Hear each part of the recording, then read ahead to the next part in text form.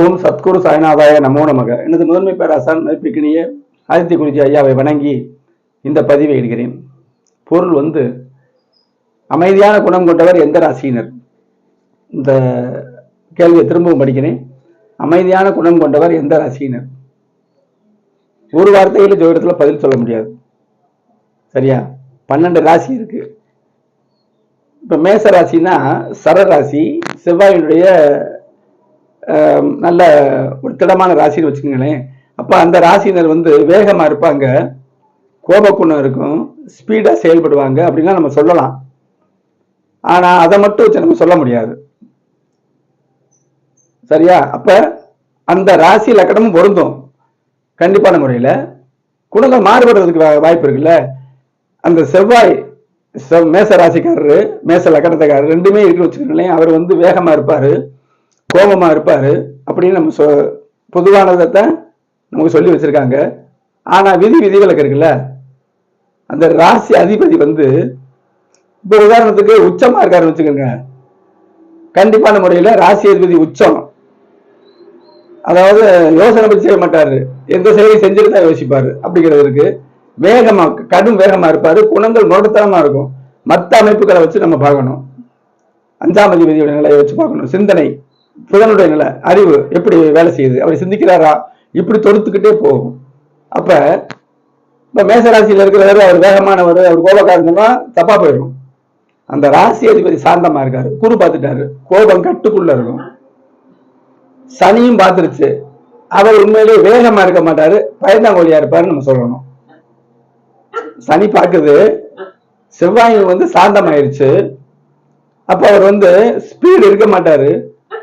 சனி பார்த்துட்டாலே தாழ்வு மனப்பான்மை, அச்சம் எல்லாமே வந்துடும்ல. அதனால அவர் பயந்தாங்குழியா இருப்பார். நேர் எதிராக மாறுதா? சரி, குருவோட ராசி தனுசு மீனம், நல்ல எண்ணங்கள் நம்ம சொல்றோம்.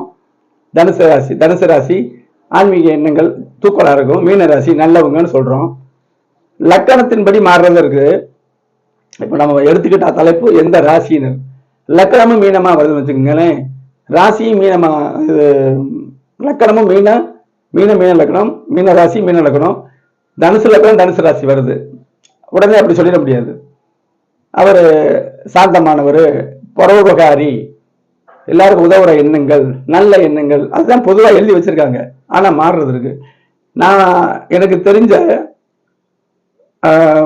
அகாத செயல் செய்யக்கூடிய மீனராசி ஒரு பெரியவர் எனக்கு தெரியும். அவர் ஜாதகம்லாம் எப்படி இருக்கும் நான் பார்த்ததில்லை. சனி ஆக்கிரமிச்சிருக்கும், செவ்வாய் ஆக்கிரமிச்சிருக்கும். அகால குணங்களை கொடுக்கறது சனி முழு பவக்கிரகம், சுபத்தன்மை இருக்காது. மீன வீட்டுல சனி இருக்குன்னு வச்சு, மீன வீட்டுல சனி இருக்கு, லக்னாதிபதி கெட்டு போயிட்டாரு. சரியா? சனி செவ்வாய் ராகு, இந்த மாதிரி அந்த குருவின் குணங்களை மாற்றி அமைக்கிற அமைப்புகள் இருக்குங்க. அதனால அதே மாதிரி மிதுன ராசி ஒரு புத்திசாலித்தனம் சொல்லிடலாம். மிதுன ராசி மிதுன லக்னம், செவ்வாய் பார்த்துருச்சுன்னா புத்திசாலி செயல்படாது, புத்திசாலித்தனம் செயல்படாது, செவ்வாய்க்கு புதன் ஆகாது. அப்ப ஒரு ராசியில அதே மாதிரி கடக ராசி, கடக லக்னம், தாய்மை நெஞ்சம், சந்திரன் எல்லாத்துக்கும் பொதுவா ஒளி கொடுக்குதுல. கடக சாந்தமா இருப்பான்னு, ஆனா அவர் பக்காவ சுயநலவாதியா இருப்பாரு. சனி லக்கணத்துல வந்துடும், லக்கணாதிபதி சனியோட பிடியில போயிடும். இப்படி அனைத்து விஷயங்களையும் நம்ம பார்க்கணும். ராசி தான் மேச ராசி தான், மிதுன ராசி தான், கடக ராசி தான், சிம்ம ராசி தான். சிம்ம ராசி கொஞ்சம் போல்ட்டா இருப்பாங்க. ஆனா அந்த சிம்ம ராசியும் கோலையா இருக்கிற அமைப்பு இருக்கும். லக்கணத்துல சனி வந்துடும், செவ்வாய் சனி செவ்வாய் வந்துருச்சுன்னு வச்சுங்களேன்.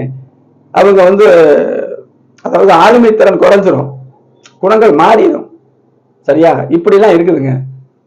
அப்ப எப்படி பார்க்கணும்? அந்த ராசி எடுத்துக்கிட்டு அந்த லக்கணம் என்னன்னு பார்க்கணும்.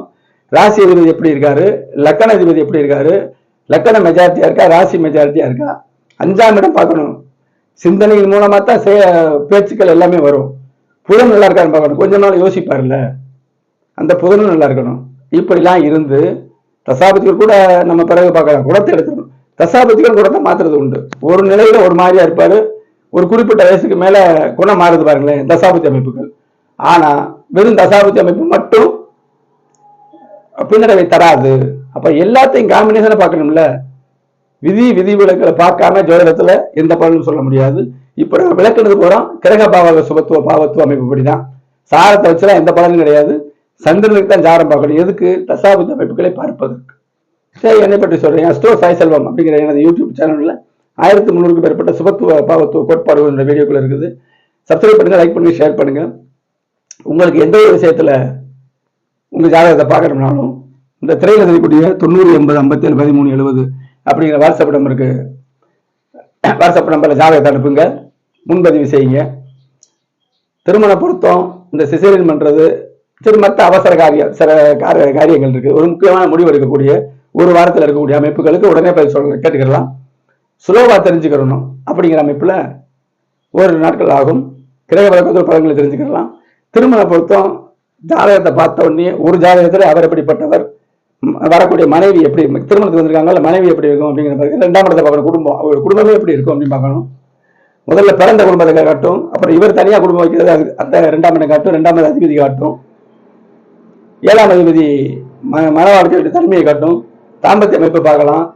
2 பேரும் சந்தோஷமா இருப்பாங்களா அப்படிங்கிற போது ஒரு ஜாதகத்துல சுக்கிரன் வந்து ஆணோ பெண்ணோ 5 7 9 5 9 11 இருக்கும். இருந்துச்சுன்னா மனைவியோட நல்ல நேசமா இருப்பாங்க, மனைவியின் உதவிகள் கிடைக்கும், பக்கபலமா இருப்பார் அப்படின்னு நம்ம தெரிஞ்சுக்கலாம். தசாபதிகள் முன்ன பின்ன இருக்கும். இப்படி பார்த்தா திருமணம் பொறுத்த பார்க்கிறேன். திருமணம் நடந்து குழந்தைகளை பெற்று நன்றாக வளர்க்கக்கூடிய வயசு அளவுக்கு அவங்களுக்கு ஆயுள் பாவம் ஆரோக்கியம் இருக்கான்னு பார்ப்போம். எவ்வளவு சம்பாதிப்பாங்கிறது நம்ம தெரியும். குடும்பத்தில் ஆண் பெண் சம்பாத்தியம் இருக்குமான்னு பார்க்கலாம். 10 பொறுத்தல எந்த விஷயமும் இல்லை. சரியா? சிசேரியன் பார்க்கறது. இப்ப எனக்கு கூட குழந்தைகள் வந்து நம்ம தமிழ்நாட்டில் முதலமைச்சராக வரணும்னு ஆசை இருக்கும், யாருக்குதான் இருக்காது. ஆனா அதுக்கு தகுதி நமக்கு அந்த குழந்தை பிறக்குமா அப்படிங்கிறத பார்க்கறதுக்கு பெற்றோர் ஜாதகத்தை பார்க்கணும்.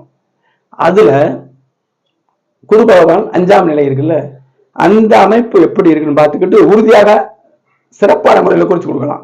சிசேரியனுக்கு பெற்றோர் ஜாதகத்தோட நீங்க கேட்டுக்கலாம். அடுத்த ஒரு சிறப்பான பதிவில் சந்திப்போம். நன்றி, வணக்கம்.